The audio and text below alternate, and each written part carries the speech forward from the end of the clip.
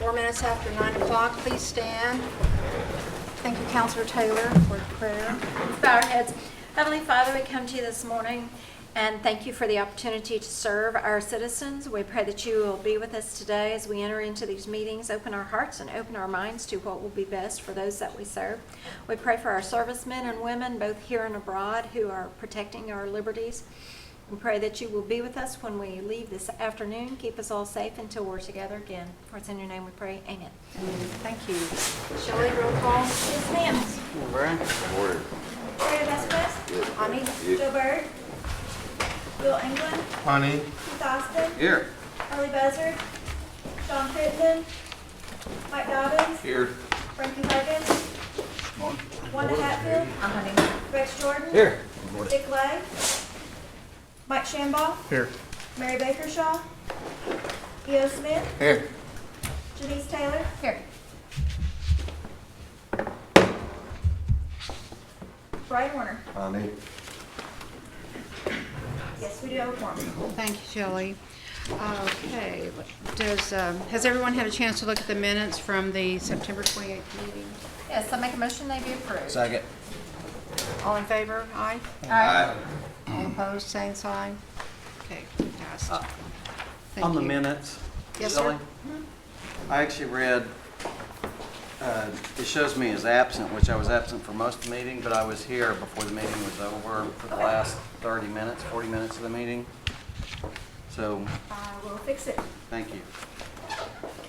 All righty, we're ready for reports, and we will start with Molly Jarvis or her representative. There's Molly coming in now. Come on up, Molly. Good morning. We saved you a chair. It's right up front.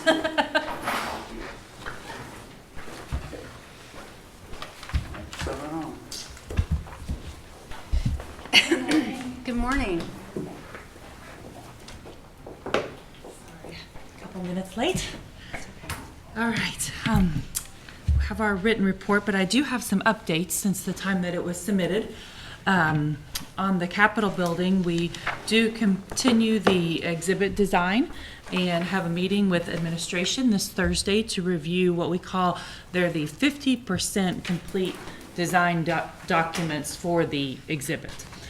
So very excited that those are coming along, and it's going to be really just different than our other museums. So a real sensory experience once you get through there. Also excited to report that the groundbreaking took place for the Water Avenue Pavilion on November 6th.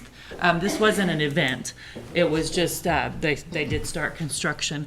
And Builders Unlimited, a Tarot vendor, is our contractor for that structure. So this will be the recreation of that 1843 style pavilion where the intertribal peace gathering took place.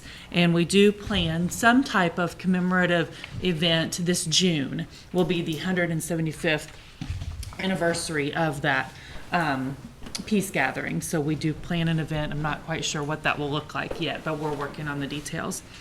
And then on the cultural pathway, what this is a connection of walkways between the Capitol building and the Water Avenue Pavilion on that side of downtown, linking through behind the Supreme Court, linking the Court Mall and the Arts Center all the way to the prison, so that there will be a very nice pathway, walkway with some artwork outdoor artwork along the way. Yeah, it'll be very nice linking that really as a walkway for guests and tourists visiting all of those sites.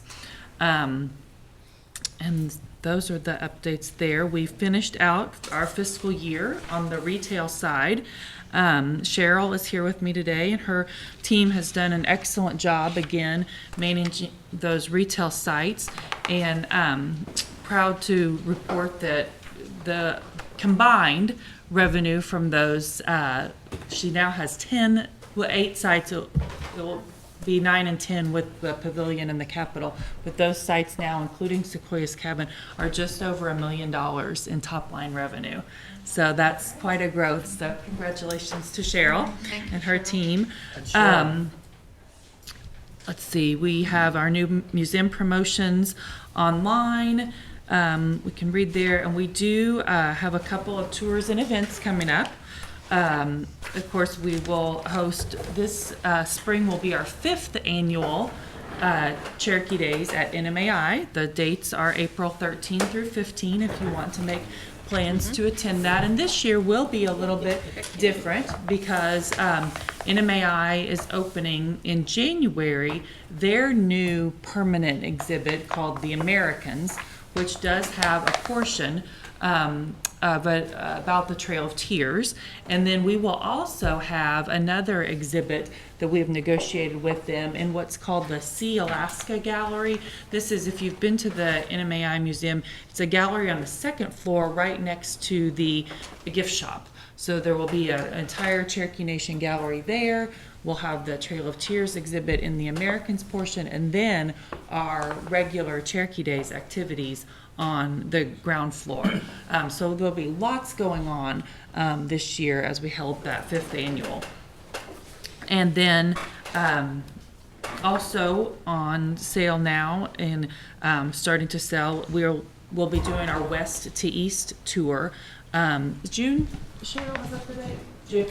In June 2018. So we're already sold about 25% of the capacity on that. Yeah, we're doing a pre-sale through December to book early. So I think that's the bulk of the report. If there are any questions for me. Thank you, Molly. Do any of the counselors have questions? Yes. I've got a Counselor comment. Warner. Molly, I attend First United Methodist Church in Southsaw, and our pastor, he's recently retiring.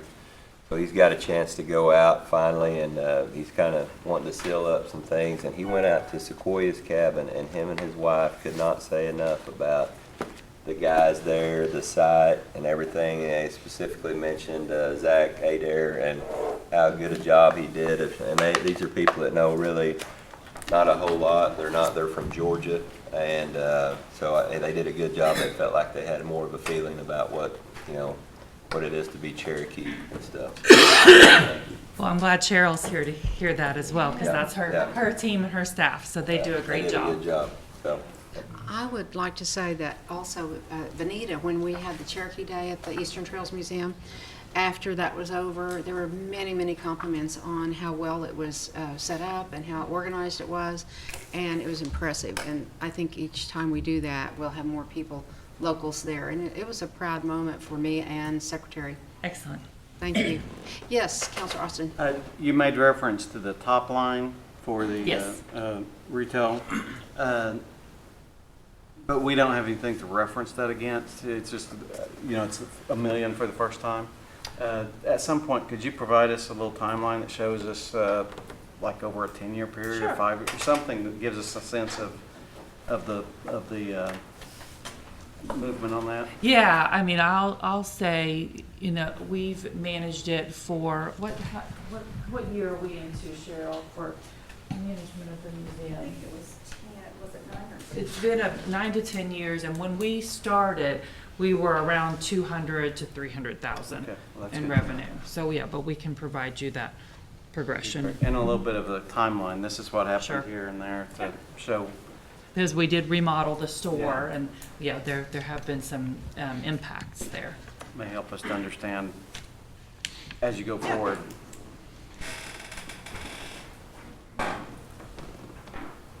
Thank you. Is that it, Keith? Anyone else? Comments? Yes, Molly, would you reach out to the, I think, Executive Director, National Marshall Museum in Fort Smith, Arkansas? I think they've raised the money to build that, and they wanted that one component to be of Cherokee history. And the gentleman's name is Jim Dunn. You might reach out and see if they're still going to do that, or is it contingent on a contribution? Okay. All right, thank you. Thank you. Molly. Good report. Okay, next we're going to hear from Roy Boney, Cherokee Nation Language Program, and looks like my cousin Anna, 6th grader. Who came to hear that? I have the best relatives. She also has the same name as my mother. Anna.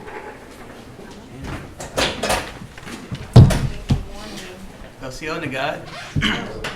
Well, I got a few highlights, but I also wanted to bring Anna today. Anna Six Killer is one of our translators and a national treasure. She's going to talk a bit about the consortium, which had their 10th anniversary in Cherokee last month, and she was one of the attendees, and she's been with the consortium since the beginning. Good. Now to you. We formed our consortium group back in 2007. There was 3 of us, the UKB, Cherokee Nation, and the Eastern Band. And we all formed what we call a consortium group to translate words that we didn't have, like, for instance, computer, things like that. So over the period of 10 years, we have developed nearly 4,000 new words that we use in our translation. And we also just do school things, school books in our translation in our group. And over the period of 10 years,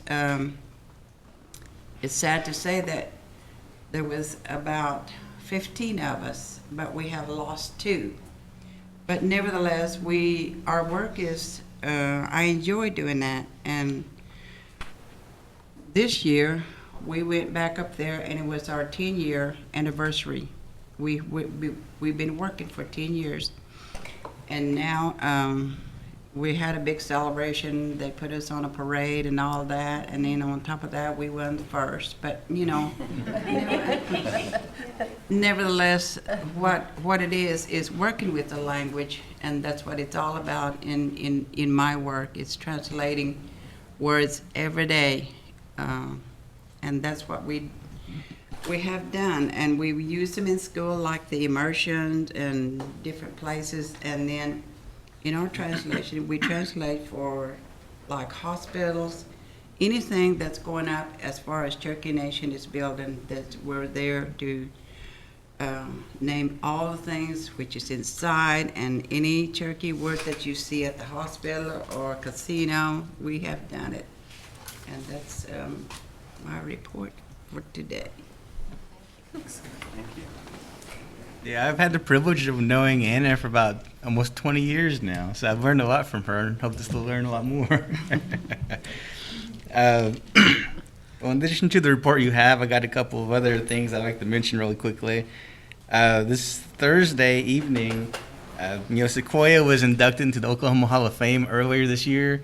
The Oklahoma Hall of Fame is having a banquet to honor him as well as several inductees this Thursday evening. So several members of the language staff are going to attend that, including some of our colleagues from the Master Apprentice program. So we're really honored to be a part of this commemoration of Sequoia's great achievement for the syllabary. Also, I'd like to mention last month, Durbin Fielding retired. Durbin Fielding has had a long career, over 40 years of working in language revitalization, and almost everything that we do now, he laid the groundwork for it. So he wanted to leave with a little fanfare because we wanted to have a big party for him, but he's a humble man, so he just requested to go out quietly. But I just wanted to mention him to you all because, if you see him, just give him thanks for the service he gave to the people. Any other questions? Any comments or questions from the counselors? Comments about Durbin Fielding.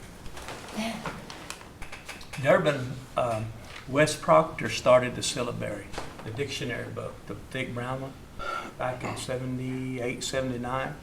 Then he was in some kind of an accident, and Durbin had the task of completing that dictionary and did an outstanding job. He's probably the most influential linguist that we have today, now that Martin Cochran has passed on. And Hannah, we appreciate all that you have done with the language. I hear all the time that our Cherokee language is dying. We have a lot of people that are passing away that know the language, but our language is still strong. Because you just talked about creating 4,000 new words.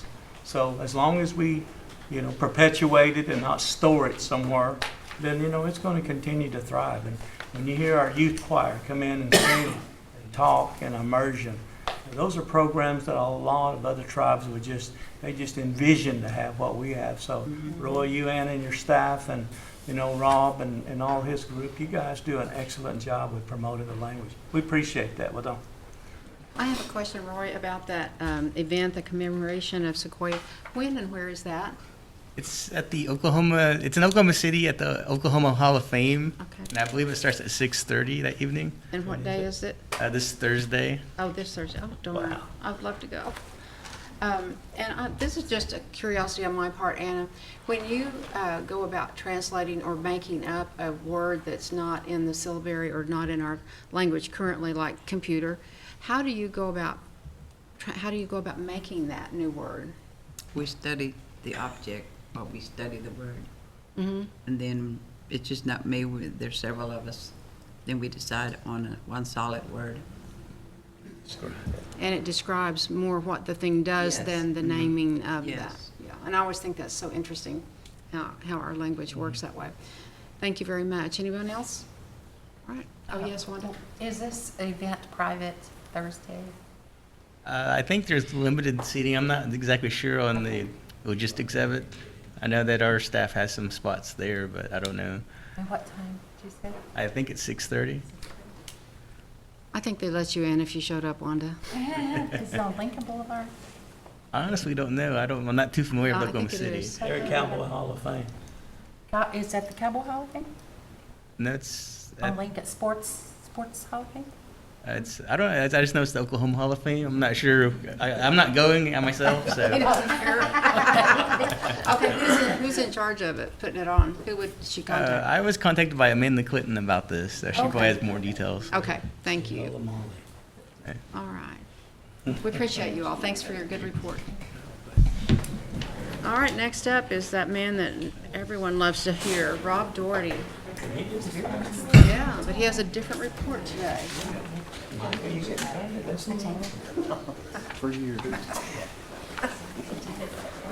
Jill, you got it? And, hey, Rob, Mikey knew he's Sultan. It's a gold thing. I doubt it. Seemed like I was just here.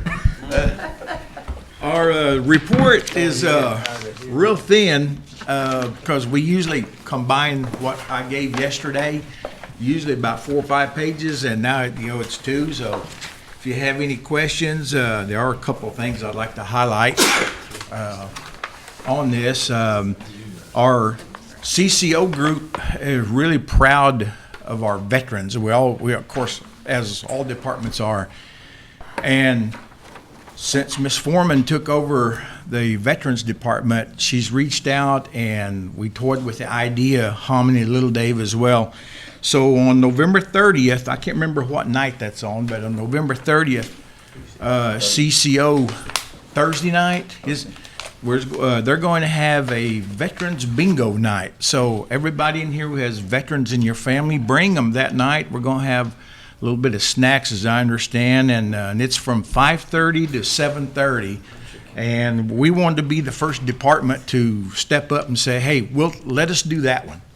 We're providing all the prizes and everything for the veterans, and it's something that's just another extension of the Veterans Day Cherokee Nation had recently. And so I wanted to invite everybody, if you have veterans in your family, bring them. It's going to be a fun night. Of course, if our department, it's going to be fun. We joke around a lot. Some of it's going to be in Cherokee, so hopefully if you have a bingo card, I hope you understand Cherokee numbers, because Ryan and his group might be the one to be calling the numbers out. So They may also be the ones to win. so that's it's on a Thursday night, I understand, and from 5:30 to 7:30. So and you folks are welcome too. You don't have to be a veteran. Just come and show your support to the veterans being there. Will it be at the Veteran Center? Yes, ma'am. Okay. Yes, ma'am. That's neat. I've had a couple of calls from a couple of you counselors inquiring about the language program, and Mr. Mackey is here in the back, and I'd like for him to kind of go over. There were some questions on, because starting today, right, Mr. Mackey? They're starting their interviews for the new group of students coming in for the language Master Apprenticeship Program. And there was a couple of questions from you. I quite couldn't answer them, but Mr. Mackey is here. The process for the selection on who gets to be. And of course, he gets asked every time, and we do too, when are you going to take this program out to the communities instead of Tahlequah? And I think that's on everybody in the districts that you folks represent. I don't know, that's pretty hard to do, you know. It is. Yeah. So, well, don't. Show Nagad, DJ La Wiggy, Wijo Liga. I greet you all. It's a good morning to be here. Thank you for letting me say a few words. Our process began last year. It's for the most part an informal process. There's an online application under CCO on the website. There's a link that people can fill out, and we also welcome people to come to our program and get applications, hard applications in hand so they can fill them out. And over the last year, we received, I believe, 66 applications. These are not employees, so we can't advertise on through HR. So we have an informal process by word of mouth, and people share the link on different social media platforms. And people inform anybody that asks to come down to our facility and participate. Now, our leaders, our council, they're always welcome to come and visit our program. Native speakers from any community, they're always welcome to come and visit unannounced. But we ask second language learners, potential prospective students to reserve an opportunity to come and sit in with us. But people still drop by on a daily basis and they'll pick up applications. Throughout the process, we received about 66 applications, and our program manager, Howard, strongly believes that everybody should have an opportunity to be interviewed. So about a month ago, we set up 4 teams, and we interviewed the majority of those. I believe we were able to interview 55 people. Some of them were through telephonic interviews because it included several at-large applicants. Out of those potential interviewees, there were 25 that were selected to come back for a second interview. And over the next 3 days, starting this morning, one large team is having a more extensive interview process for these prospective students, and we hope to begin by the beginning by January 1st of next year. And it's a 2-year program, 5 days a week, 40 hours a week, and they receive an educational stipend, which is much like a scholarship. It's nothing that will make anybody wealthy, but hopefully it'll be enough for them to survive as they endeavor to not just become proficient in the language, but also learn the teaching techniques it may take in any language immersion environment. The goal is to use the language to teach the language. And we have not created native level speakers. We do believe it's a possibility with time and resources, but we have been able to create highly proficient speakers.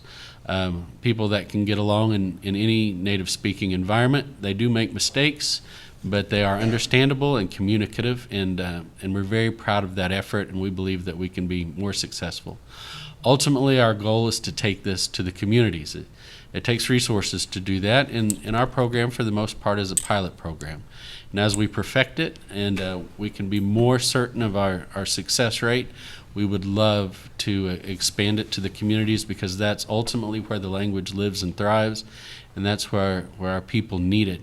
Whether it's in our 14-county area or maybe one day out of district, we could eventually send representatives to the at-large. We try to incorporate them into our program, and once they become trained and graduate our program and receive our certificate, then they should be able to go to any community and begin the same process there. We believe that the language is infectious, and although our citizens don't necessarily know that they need the language, we believe that ultimately for a better quality of life, anything beyond survival, for the Cherokee people to survive, we have to have our language. Thank you. Any questions, comments? Yes, Ms. I have a question for Rob. Yes. Rob, I noticed here that you put on October 28th, the outreach staff assisted Greater Tulsa Cherokees with their annual meeting registration. Well, I want to clear this up once and for all, because on the thing that was sent out, it says the community event and potluck. It doesn't say Greater Tulsa Cherokees on here at all.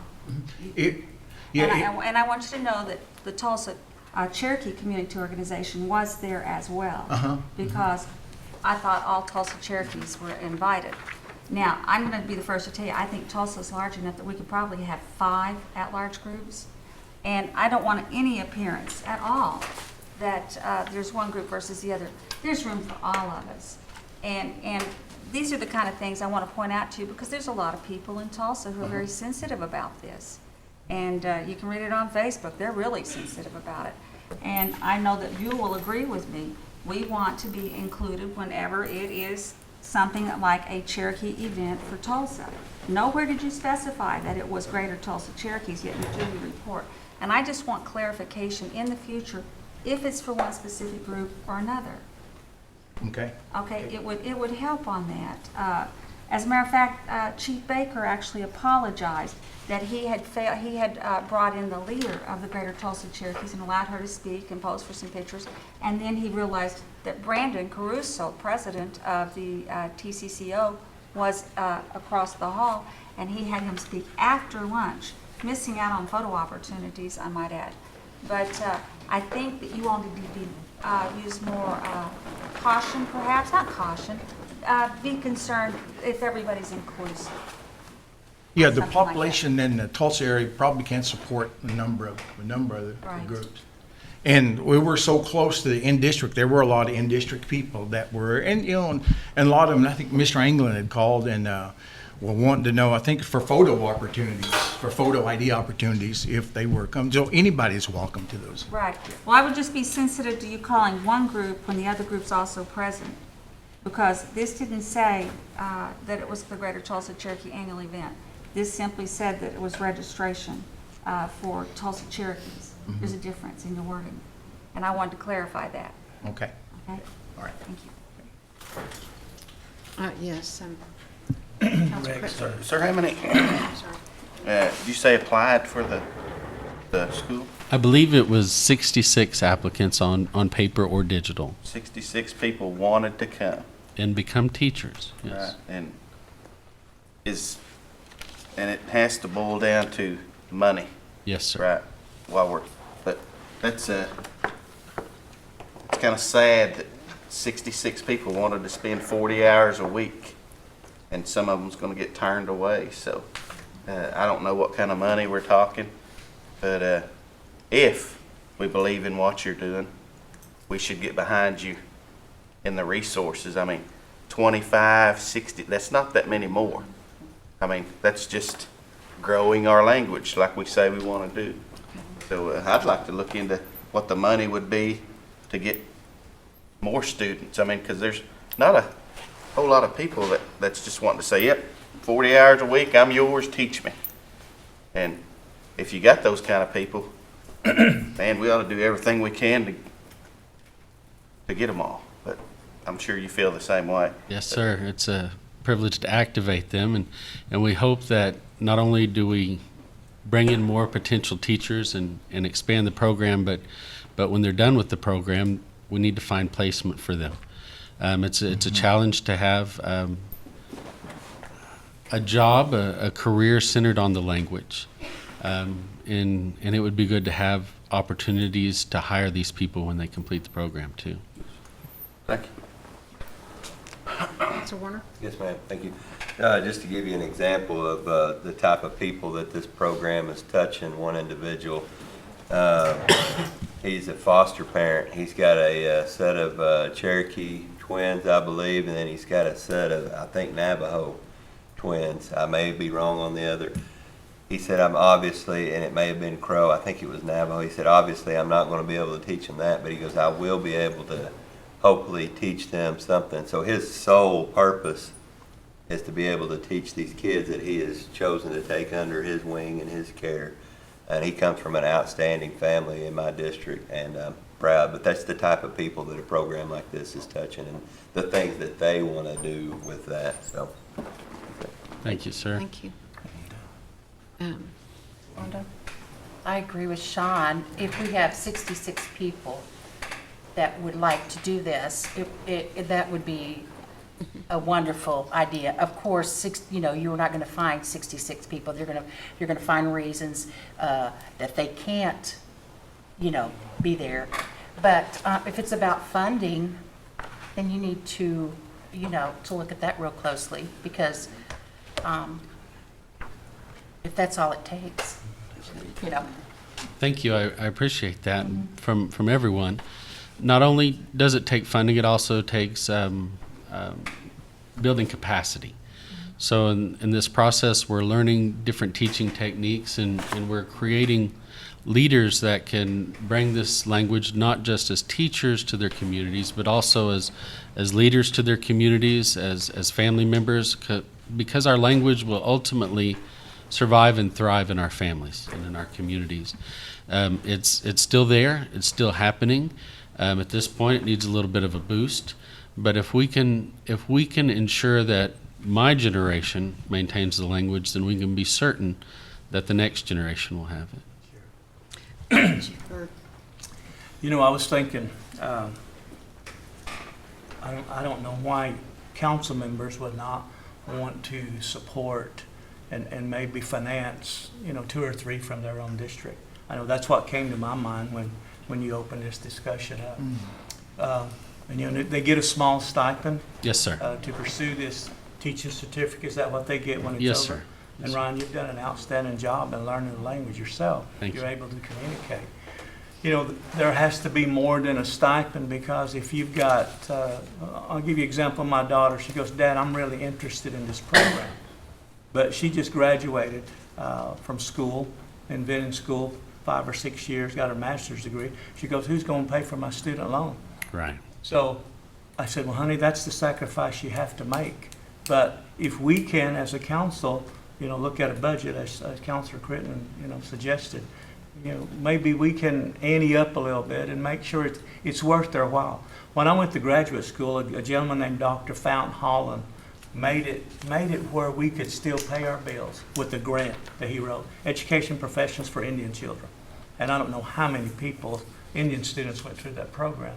But to go through this program and to learn the language is not necessarily to come out as a teacher, even though you get a certificate. Some of these people just want to learn the language and be able to communicate on a day-to-day thing. Absolutely, The sir. teaching certificate is great, but once you learn the language, to me, it's therapy. I guarantee if you knew the Cherokee language, you'd decrease your blood pressure. Because in this world that we live in, with the computers and cell phones and timelines that we have, it's stressful. And you get back over here in the Cherokee world and think Cherokee, it's peaceful. Yes, So sir. to learn the language, to me, would be just be therapy, not necessarily to teach it. I agree that the language is medicine for our people. And as a young person, I heard the language growing up, but until I made a concerted effort to really learn it well enough to understand it, I didn't know what I was missing. And once it got into my soul, it changed my heart. And it's hard for me to imagine a world without it. And I didn't know that I was deprived. And I honestly believe that every one of our people have an inherent right to their language. It should be a human right. And ultimately, if we can allocate funding to perpetuate the language, it's not the same sort of service that we're used to when it comes to health care or daily survival, but for us as a people, the tribe needs the language. And when our citizens understand what the language means to them, then they become a new person inside.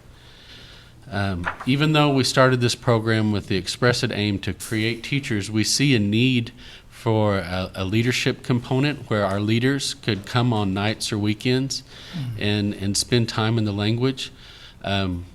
For young people, for older people, we have this grant through Administration for Native Americans called NLCC, Native Language Community Coordination. We work with Roy Boney, Sandra Turner, several other people like Tanya Bryant that have language components in their programs in various departments, and we're creating a language strategy. So ultimately we can fill in the gaps and we can meet our people's needs. Our goal is just really a vision at this point, but we want to put it down and we want to illustrate a plan that we can use to bring the language to our people. Our ultimate vision, though, is for everybody that wants to learn the language should be able to do so with minimum sacrifice. I have a comment to make. Yes. not only in the in-district in Oklahoma, the impact and the recognition that this language program Ryan and Howard are working with has gone quite a ways out to the different tribes. Last year, I accompanied the group, the language folks, to Albuquerque to an Indigenous Language Institute. And throughout the 3-day conference there, about midday, and there were 70 tribes there. And one of the tribes person asked the Hawaiians and the Maoris in New Zealand are considered the world's leader in our trying to protect and save the languages, indigenous languages. This one person, I can't remember what tribe, I think he was from Crow up in Montana, had asked the Hawaiians the best way to start a program. How did you guys get to where you're at? Howard and the group. And that guy said, in the Hawaiian, I can't remember it, Dr. Pila Wilson. All the tribes in the United States, language recognition and language now, but you need to speak with them. You don't need to speak with us. You need to speak with them. And at that point, people began just flogging over to where the table where we were sitting. And that right there tells me not just in Oklahoma, but throughout the different tribes, they're recognizing the program here. So it really, your comments are, I like those. We need to get behind this because, folks, we have several programs, and all the programs, I don't care what level the programs are, they're there for the same effort. They're going in a direction to save this, and they're all doing the same thing. And they're going before we fall into the category of in the linguistics. I think there's a category that it's you're getting ready to go. More abundant. And we're a step away from it. We still have some young people that are learning it. Most of them lose it when they go to school. But most of the people that speak Cherokee are older than childbearing age. We still have a strong language. We just have to love it enough to make sure that it's there in the future. I have a question in that regard. Say I wanted to learn the language, and my mother was a speaker until she went to boarding school at age 6. So she was not able to teach her children, any of us, even a sentence. But if I wanted to learn it today, and I'm not a spring chicken by any means, and I don't have anyone in my community to speak it with on a daily basis, is there a facility or a way for someone like me to call or FaceTime with somebody to speak it with someone down here? Because there's a lot of speakers here, but there's none that I know of in the Bonita area. It's a very important question. It's something a lot of people have faced. And up until this point, those people that have been most successful learning the language as a second language are people that have taken that initiative to use things like FaceTime and Skype to interact with our elders. And not all of our speakers are necessarily elders, but we have a tendency to call them that, even if they're in their 40s, just because they're speakers. And some of our speakers have taken it upon themselves to be available to learners, especially in our translation department. Durbin Filling himself is one of the people that have been instrumental in recruiting young people to learn the language. And through efforts, people have spent their own time in the evenings, on the weekends, and their own money to come here and visit. And we haven't created, but they themselves have taken the initiative to become highly proficient second language learners. The problem is that we don't really have a mechanism or a system to support that. It's all based upon a person's self-initiative. And the people that study language acquisition, they say that approximately 4% of the population has the ability to learn a second language. But 100% of us have the ability to acquire one. So the effort it takes to pursue the language and learn it is almost insurmountable to most people. But with the right environment and with the right mechanism, with the right programs, everybody can learn Cherokee. We have people in their 40s in our program, and they're gaining proficiency just as fast, if not sometimes faster, than people right out of high school. That's great. And I do agree that with Councilor Crittenden and others that we need to look into funding sources and maybe special grants to be written for this very thing, for more people to be able to go through the program. Thank Real you all quick, for what you do. if you don't mind, real quickly, I wanted to acknowledge Candy Johnson. She's the Director of Grant Services, and she's worked with us over the last few years to help us write several grants. I believe we've written 4 this year. Funding is difficult in Washington right now, and we were not funded with any of those grants that we wrote, but we're definitely seeking the funding. We are spending time. Howard and I sometimes don't get to go to the language program itself on a constant basis because our focus is providing for the program in the future. And although our language acquisition may suffer because of it, ultimately, if we can get these grants and we pursue these funding opportunities, it's less of a resource drain on our leaders and on our tribal citizens, because we know that there are people in the communities that need health care, that need housing, that need things that they have to have for survival. Because if you're worried about survival, you can't focus on concepts like language and identity. Although ultimately they're just as important. If we know that tribal funding is limited, and so we do seek every opportunity to try to find grants, and Tanya Johnson has been very instrumental in that process. What is your budget just for this program, Well, it's for the teaching program? just for the teaching program. It's a little bit less than a $500,000. We should be able to match that, the council. I mean, if that's what it takes. That would be a great boost to our efforts. Well, I see budget mods come through our desk every month. Yes, sir. Okay, well, give me the budget, Yes, sir. see what it does, okay? Thank you. Well, But don't. Rob. District cultural presentations, be looking for Donnie's work and patients, presenters and stuff starting after January, so we'll see another round of that coming through and so forth. Also, this Friday night, there's going to be a big meeting up in Jay, so y'all are invited. We're going to host Sperry. Round 2 football game. You'll allow me there. It's going to be cultural. It's on, is what we say. It's a big ball game. Last time Sperry played Jay, they had to be escorted out of town. And they called the game off. Really? Yeah, called it off. We liable to just quit football and just go fighting there. Well, no. Thank you very much. All right. Dr. Charles Gord, you're up next from the Historical Society.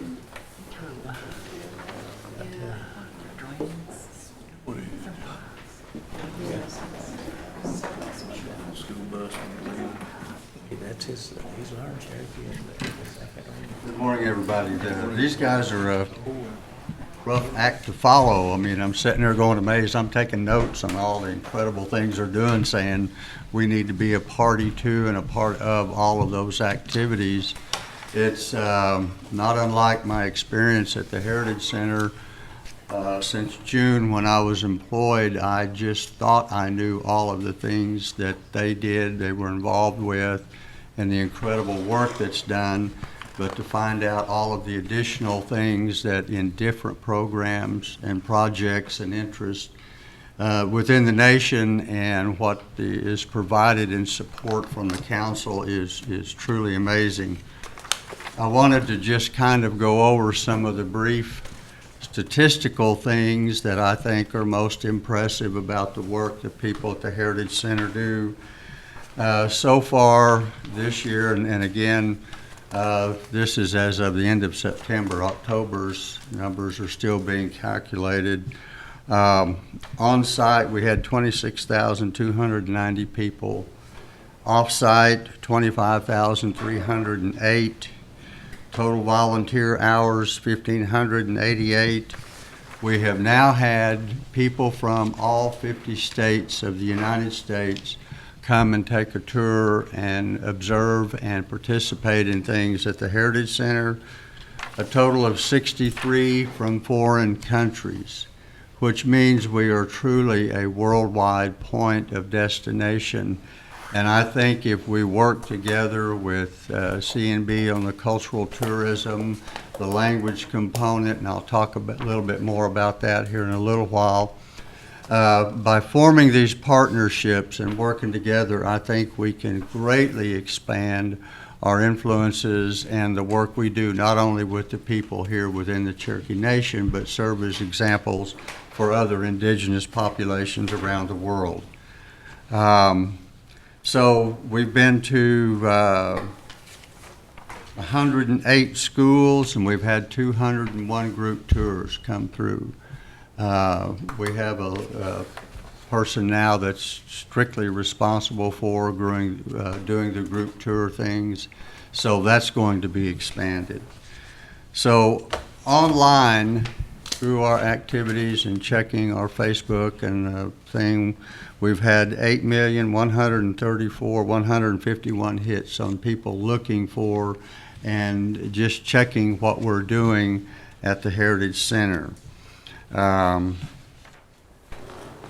I listed in this all of the concluding activities, and as I've mentioned earlier, when I started there in June, I had no idea of the total range and total number of activities. We had October 5th and 6th, the Ancient Cherokee Days. We had 1,700 students in 2 days from 33 schools, which meant that we had 246 adults and 1,909 students coming there within 2 days, and that was just one event. So the public schools, through the Johnson O'Malley program, we're able to provide activities both at the Heritage Center for the schools to come and participate, but also we can send people through our outreach program to all of the schools. And I think it's important to note that with very few exceptions, we send through our outreach program people to do activities in every school district and in every district that we have at the councils. That's a redundant use district. Might have to change our name from district to school district or council district or something. So we've done with people in state and even without state. And I'll talk again about another partnership that I'm especially encouraged about that'll be coming up very soon. We have our genealogy classes, both in the spring and the fall, which looks specifically at and helps people do the basic family history and research and genealogy. The intent is not, and this is very important because we get lots of phone calls of people calling in and saying, we want you guys to do our family history and genealogy and prove we're Cherokee and get us our card. Well, we have to carefully explain that there is a separation of that. We, as everybody probably is aware, knows Jay Hanna. He likes to talk a lot like I do. He has a phrase I use quite often: we can clear the brush to the gate, but you have to open it. So, you know, what we do in providing the genealogy service, we have two people, Gene Norris and Ashley Van, who you can mention a name and they can tell you their whole family history, who they were married to, how many kids, what their favorite food was, you know, whether they like Jay or what was that other town? It's phenomenal what they do. So we had the Cherokee Terror Dress class that Tanya Weevil teaches, which was again booked, and you know, it's just the total range of stuff. The Ancient Cherokee Days, which we just recently completed, we have in 2 days, we had 1,703 kids on our campus from 33 different schools. So that's the kind of things and all of the activities that go on a continual and a perpetual basis. Our outreach program right now is scheduling classes and doing classes in the public schools for the fall and is almost now completely booked for the spring. So there are people going everywhere all the time, and we were graciously afforded another pickup the other day because we were down to one vehicle that would run and get to all of these public schools. I want to especially point out and thank those who attended the gala this year. It's our major fundraising event. And one of the primary comments that I keep getting back was that it was so different. There was something different this year, that it was truly an event. It wasn't just something, we go to each year. We had raised record amounts of money and had record attendance. So that was especially important, and I think phenomenal, because it was my first. I did not know what to expect, and even I was impressed with what people did. We gave the special awards this year on contemporary achievement went to America Meredith. The tradition bearer went to OCO TV for all the phenomenal work that they do.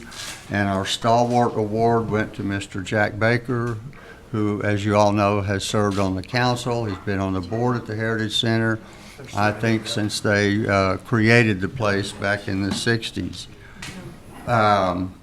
One of the things that made it especially fun and entertaining was totally on a volunteer basis. Councilman Austin stepped up and did our auction.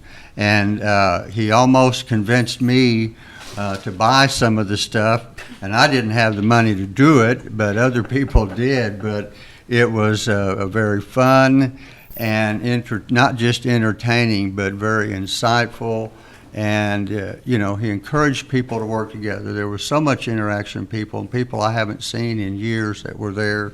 So to me, it was also a truly phenomenal event. And Councilman Austin, I want to thank you for stepping up and totally volunteering, just like out of the blue, for that to happen.